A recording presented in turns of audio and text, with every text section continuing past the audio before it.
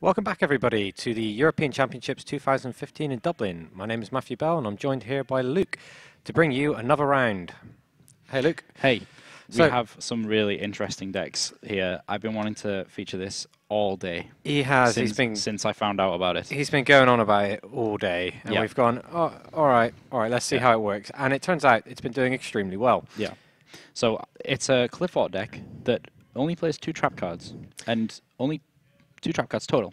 Yeah, that's kind of new. Normally we see a lot of lose one turn and other kinds of things, but all of that has been omitted from this particular deck. Yeah. So it's completely about just it runs 3 trade-ins, 3 Into the Voids, 3 of the Wavering Eyes card. Runs Sacred Sword of 7 stars. It's a lot of draw power. So one might actually think of this and think, is this a super casual that we're about to watch? But who's piloting the deck? This is Marcelo Barberi, YCS London winner. YCS London winner 2014.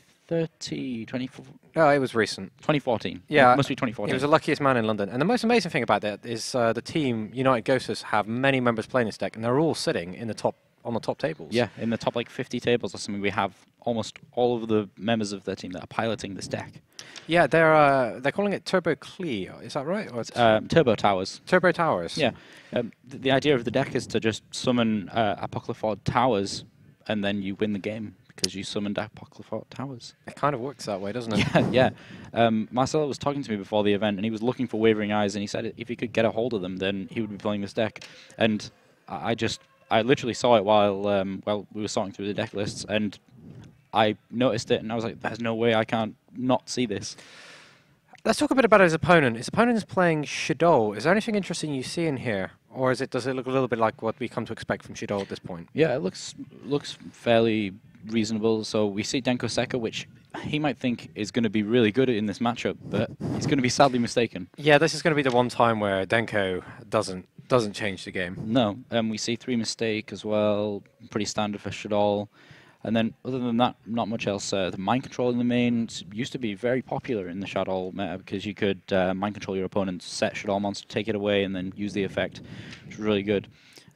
Really standard side deck, not a lot going on. Very standard Shadow deck. And he's playing Felice, which is kind of strange. Not many people play Felice anymore, but it's very powerful when you can play Mathematician, get Felice, and then make that Black Rose Dragon to destroy all of your opponent's cards.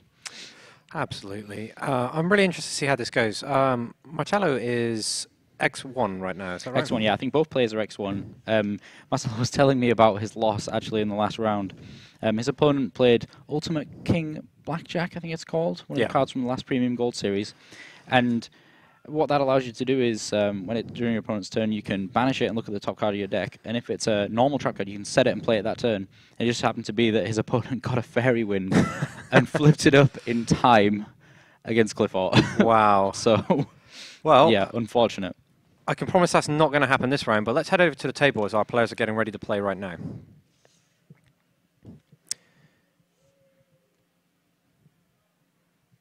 There we go. So, we can see Aaron's opening hand of Shadow Fusion, Shadow Squamata, Effect Veiler, Vanity's Emptiness. How would you rate that as a starting hand? That's fairly reasonable because of Vanity's Emptiness, but the 2 Effect Veilers isn't going to do much good against Cliff Arts, I don't think. Marcello, on the other hand, starts 2 Performer Pal Trampolinix, Cliff Art Scout, and Sacrifice, and Into the Void. So he just played Into the Void. He's all in already. Yeah, this is it. He's either going to win the game right now, or he's going to discard his whole hand in the end phase. If I see this, I'm thinking Exodia immediately. Oh yeah, Into the Void and trade in, and it's like yeah, you just traded in a stealth there. I'd be massively confused if I was Aaron right now, going, what? Yeah. What's this guy doing? So Marcelo has a Sacrifice, which is great, and a Vanity's Emptiness, and a Cliff Art Monolith. So it looks like his hand's not going anywhere at this point. So the turbo is going to stop there by the looks of it. He's going to be able to normal summon. No, he can't normal summon the Monolith. I think he's just going to have to set everything and pass over to Aaron. So not quite the lightning start we expected. No, we expected towers, to be honest. But we'll see how this goes because he can pendulum summon from his hand still. So let's see how this goes. So we see Aaron opening up with a double Effect Veil. Effect Veil is not much use against Cliff Arts because they get their effects negated and they get their attack back to their original attack of what's printed on the card, not the attack that it gets reduced to when they get normal summoned. That's such an underwhelming start from what we expected, and we're going to see the early Vanity's Emptiness being played there. Yep. Aaron's draw for the turn was Regeki to add to his hand of double effect Veiler, Squamata, and Shaddoll Fusion. That Shaddoll Fusion getting countered immediately. Yeah. But still, we got the double effect there, and I think he just decides to summon the Shaddoll Squamata and realizes his opponent doesn't have very many cards, and he's just going to keep attacking him. I'd be massively confused, because especially if you look, Martello discarded the Monolith, and he could have quite comfortably put that in the scale, so he's obviously, he's telegraphing a lot of interesting, he's telegraphing that he's not playing this deck the way that you should be expecting it, and we're going to see Wavering Eyes added to his hand. Yeah, so at this point, if he draws any of the, if he draws any other scales, he can play that Wavering Eyes. And that'll take out the Vanity's Emptiness as well, which will be blocking him. Yeah. So let's see what happens here. By the looks of it, Aaron's hand is just going to be summon some Shaddoll monsters and attack with it. Oh, so he decides to play Wavering Eyes. Oh, sorry, that's not Wavering Eyes, that's Summer's Art, yeah. So that's perfect. That's exactly what he wanted. Yeah, and he's looking at double Squamata, and his opponent has Regeki, Effect Veiler. None of those cards are massively effective against Klee. No, they're not going to do anything. So Aaron does have a Vanity's Emptiness set, but I don't know whether that's going to be much use here because of the way that an open game state works when you've, resolved chains and stuff, because he doesn't really know how to preemptively play that Vanity's Emptiness, especially with the very strange way that Marcelo seems to be playing his deck. So we'll have to see if he can make the read and play that at the correct time, which is probably going to be after he's added a card with Scout. But we'll see. We'll see how this goes. If he does manage to Pendulum Summon, then he gets to use the Trampoline's effect, which bounces back a Pendulum card that's in one of your Pendulum zones, so you can bounce back Scout and then search with it again. Yeah, that's when the game's going to get out of hand. But we'll see. Aaron may not make this play. We'll see. So Marcelo's actually searching his deck right now, and we'll see what he's going to go for.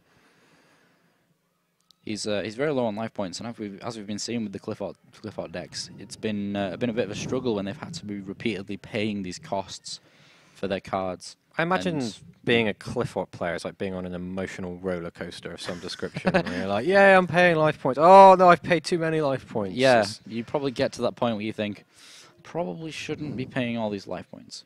So here we see he preemptively plays Vanity's Emptiness. Now that's kind of what I expected. But we might just see Marcelo decide, well, I'm just going to normal summon this Helix and just attack one of your Squamatas, because they will both have 1,800 attack points. Yeah, he has Sacrifice on his field set. Yeah, so he could, that could work too. He could, and then he clears the Vanity's Emptiness as well. Yeah, exactly. But he won't be able to get his Pendulum Summon off this turn, I believe, to get the Trampolinix effect. No, he's not going to be able to do that this turn. He still has Wavering Eyes, though. So we might see a play with that. Actually, he can absolutely Pendulum Summon in main phase 2 with the Wavering Eyes. Yeah, I don't think he has anything to Pendulum Summon from his hand right now, so he's going to waste that Trampoline search in this occasion, but he can play Wavering Eyes, destroy both those scales, and then use the Scout again that he searches from his deck. To fill the scales, and he can do his Pendulum Summon if he wants to. Yeah.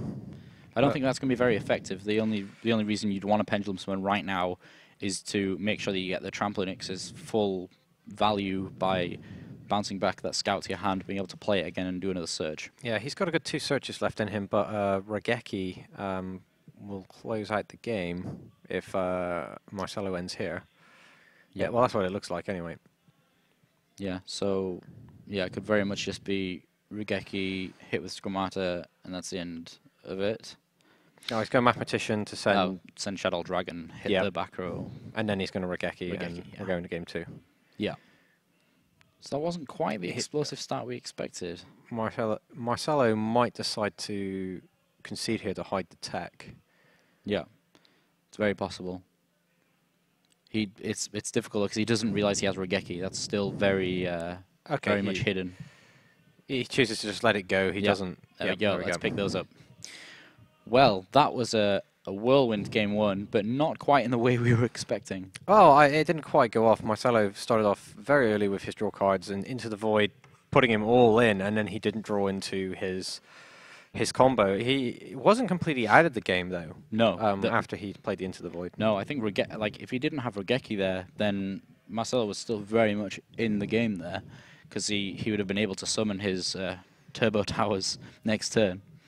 So what side deck choices are we going to have a look at here? So I see that Marcelo's playing Majesty's Fiend and Vanity's Fiend, so that's pretty good.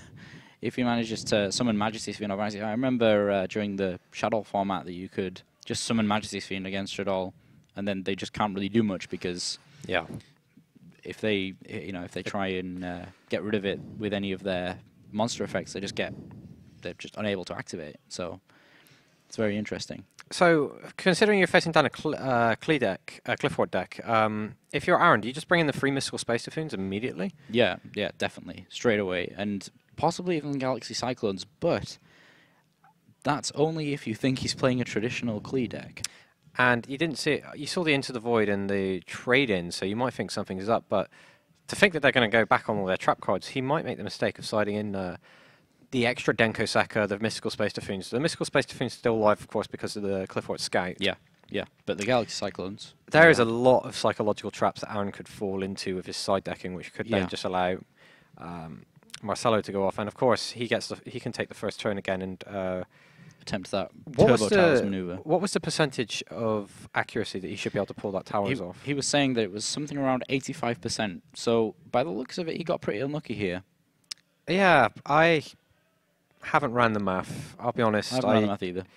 Usually ask my assistant, who's amazing at math, to just figure that out and say, what's the percent that this will happen? And he's really good at that. But I'm just like, yeah, I'm trying to figure it out, and you're typing it in a calculator, and I'll just get it wrong. Yeah, I feel like if I sat down and worked it out, I probably could, but I took Marcelo's word on it. So, but we'll see what happens. Yeah, I mean it's like one of those things, like when you hear a fact that you're not really sure if you care enough to go Google it. Yeah, well, I'm pretty sure if I'd have Googled what's the chance of Marcelo turbo towering on turn 1, I probably wouldn't have got many hits. It would have probably just been something like new car or something, or someone would have been like, wait, what? So what's Marcelo playing? You'd be like, how did that publicly go out there? that would have been quite funny. But yeah, but this is really strange. We kind of expected this deck to come out absolutely like a storm, but there's other players playing this, and it just goes to show that it can get unlucky, and it just happened to be in this round. Yeah, it is working. We wouldn't see, was it 4 players playing this deck in the top tables if it wasn't going off. Yeah. That's more than just luck. They've really found something special here from the sounds of it. Yeah, exactly. So seeing is believing, so let's hope it happens. Exactly. That's the thing. We wanted to see it to be able to believe it, but at this rate, we're not seeing much action. But we've got another potential 2 games to see this deck take us by storm, and I think with the Majesty's Fiend and the Vanity's Fiend, he's got a good chance. He's got a good chance. Okay. Even if you don't necessarily play the turbo towers, you can still end up playing like Majesty's Fiend, Vanity's Fiend, and just kind of controlling your opponent from there. So yeah, the deck list's just really strange. This is gonna get really confusing when I check out feedback for these events. I always read the feedbacks because you guys really help us improve on what we're doing, and we're very grateful to read the feedback, the good and the bad. And the problem with this deck being called Turbo Towers is everyone's going to be writing TT everywhere, and people are going to keep thinking it's Torrential Tribute. And I'm going to do it as well. I'm going to go Torrential Tribute. Oh no, he's talking about that deck. Yeah, we should totally just make up a name for it right now. What should we go with? I'll ask him in the interview, since I think they should get to name it. They should get to name it. But okay. I've got actually a life tip. If you ever have to read negative feedback, because sometimes you do get really negative feedback. You guys can be mean sometimes, but I appreciate it nonetheless. But if you listen to like 90s pop music while you're doing it, it's actually quite soothing. And you can just go through it and go, I never thought I'd find a use for this. And it's like, huh, you're a bit of Backstreet Boys or whatever. And it's just like, you read the feedback, Backstreet Boys. You just go, you know what, this isn't so bad. Life is actually okay. Yeah. Yeah? Yeah. I don't know where else to go with that. You're not really not really giving me anything. You're just kind of looking at me strangely. Yeah, I could say that your joke was a little bit of a tragedy there, Matt. No, sometimes the lyrics fit. That was poor, wasn't it? Stratos is gone. You can't go on, Yeah, tragedy. Yeah. But again, I do appreciate reading the feedback. It's just sometimes it's a little mean, but I appreciate it nonetheless. By the looks of it, we have had a game loss for a deck error. Oh, Was Aaron must have had something in his deck that shouldn't have been. Yeah, I saw him looking through his deck box for an extra card, and I think he's managed to leave that in his deck box somehow. Oh dear. So that's quite unfortunate. Yeah. Yeah. Yeah. So I guess we're going to continue at 1-1, and we'll see if we can get a bit more information about that. Yeah. We might be able to get a bit more information about that straight away. We'll see. We'll see. So yeah, Marcelo reconsidering Gets his a bit side of a. deck. I guess he gets a bit of a. Gets a bit of a reprieve there. So he's actually in a very good position if his combo goes off now. Yeah, very much so. So let's have a look at these hands that are loading into the app here. So Aaron's coming in with a double mathematician, mistake, very powerful card. Dark Hole and Soul Charge. So Soul Charge not much use right away. Neither's the mistake. But we'll see. Also, Marcelo seems to be playing first and has just set a card, but we can't see his hand yet. We'll try to get that loaded in as soon as possible. That mistake might be massive here, Yeah. actually. So here's Marcelo's hand. He seems to have not opened too great again. He's actually opened it into the void again and decided against going all in there. But so if we see this mistake being played, I don't think there's much that Marcelo can do to stop that, unless he does have one of these side-decked Mystical Space Typhoons that he could. I feel like we may have massively overhyped this deck now. Yeah, so do I. Seeing how this is going off, but so do I. But I've got faith. I've got a bit of faith. So let's just hold our breath. Let's give it a chance. Just hold our breath. Worst case, this deck will probably come up again based on how successful some of the other players are. Yeah, so we might see it tomorrow. That's true. Yeah, so we might have just got really unlucky here. Which happens sometimes. Yeah, that's just the case. So here we go. So opens up with a Clifford Disc, which is normal summoned. He's just going to attack straight into that Mathematician. So Aaron does actually get to draw a card when Mathematician is sent to the graveyard by battle. And Marcelo seems to be playing quite conservative, unless he just can't really go anywhere with his hand. There's Dark Hole. So Disc gets sent to the extra deck and gets put in there face up. And we're going to see another Mathematician. Yeah. Slowly but surely, Marcelo's actually losing life points here that are really valuable to a Clifford player. And yeah, let's hope that he doesn't lose too many, because otherwise he won't be able to pay for his scout. Yeah, Marcelo's draw for that turn was another Majesty's Fiend, and that's just brutal. Yeah, really not good. But yeah, this happens. Let's see if he can improve his hand with his next draw. So as I was saying, he's just been taking these digs from this Mathematician. I don't know how does Mathematician attack people?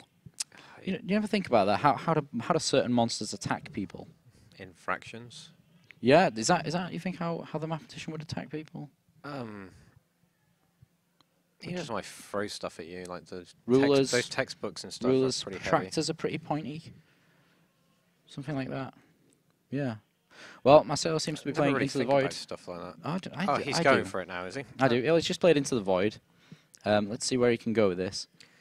It looks like, again, he's not going to be able to go anywhere with this hand. Yeah, he has especially a against 4 spell and trap cards. Does have the stuff. That's only a pendulum scale of 1, so that's not going to take him anywhere. And Trampolinic's having the pendulum scale of 4. So pendulum summons. Yeah, a monolith is a scale of 1, so that's not much use. I think Marcelo's going to just discard his whole hand again here. Yeah, that's a very Seto Kaiba move. He's just going, I'm abandoning my hand, and you're like, all right, that's a terrible idea, but we're behind you, Kaiba, come on. Yeah, so he decides to play El Shaddai Fusion here. His hand is actually Soul Charge, so I'm pretty sure Marcelo's going to be losing this one. He's losing so many of his resources at the end of this turn. Yeah, that's really tough. I'm a little bit speechless right now. This deck that I was expecting to come out and absolutely storm us is not storming us. We're getting trolled by the random factor of shuffling. Yeah, we are, very much so. So, well, his options here is, so he discards 3 cards. Aaron must just be really confused right now. Yeah, he's just watched this player basically throw his own Exodia off the boat and It's like, okay, you could do that. That's fine. But then Marcelo still had plays last time after he ditched his hand, so maybe. However, the play he made last time was to flip over his card and it'd be Summoner's Art, but Aaron has a mistake set. Yeah, I'm pretty sure Marcelo is completely out of this. Oh, what is that? That is a monolith. That's a shell. Oh, is it? Is it a shell? Yeah. So that would complete his pendulum scale. And Mystical Space Typhoon being played there to destroy the trampoline cat. The cat's got a trampoline on its back. It's pretty funny. I like it. It's pretty quirky. Yeah. I don't think I want one as a pet, though. No. Well, that Thunder King's going to just close it out there, I guess. Yeah, that's way more than Marcelo's life points. Yeah. Yeah, it is. That's 2-5 and 2-6, which is 5-1 in total. Very fast. Yeah, he's doing the math to see. So he's just making 100% sure that he's out of it. Yeah, good. I mean. Oh, actually, yeah, 5-1 minus 300 of each of the monsters because of shell. In fact. Oh, that's what the reason they're taking extra calculation for. Yeah, so it was. I think it was exact game. In fact. Oh, really? Wow. Yeah. Well, that's 4-2. Even with a game loss issue to Aaron, that's actually quite incredible. Fast finish. Marcelo's deck either works or it doesn't work. It seems to be what it is. And in this case, it just didn't work both games. Not impressed with that at all. No, I'm really disappointed. I'm really, really disappointed. I was expecting some really spectacular... well, don't lose hope. Don't lose hope. We've got some of the other players that are playing this deck as well. Yeah. So let's see. It may just be some minor changes that have been made to tweak this deck to make it a little more consistent. But Marcelo might have just been having that all-in mindset. Yeah, he didn't really have time against a Shadol deck. Passing without Valkyris or something to block battle phases, you just don't. It doesn't give you time. No. So he takes a look at his odds and goes, "Okay, I've got Into the Void. This is when I'm going to start." Yeah. And he just runs straight into that brick wall. Yeah. I mean, playing Into the Void's always pretty risky because it allows you to draw one card, but it also makes it so you have to discard your whole hand in the end phase. Comes at a pretty heavy cost. Yeah. Well, it used to be used in Dark Worlds because they get their effects when it's discarded. Yeah, you throw the whole hand out, and then all of a sudden all these effects go off. But yeah, all these Dark World monsters. Then you see it in maybe Turbo Exodia that intends to win that turn. Yeah, it tries to. Well, I think that's what Marcelo was trying to do, but just didn't draw very well. No, that's really unfortunate. That is really unfortunate. I'm a little bit disappointed.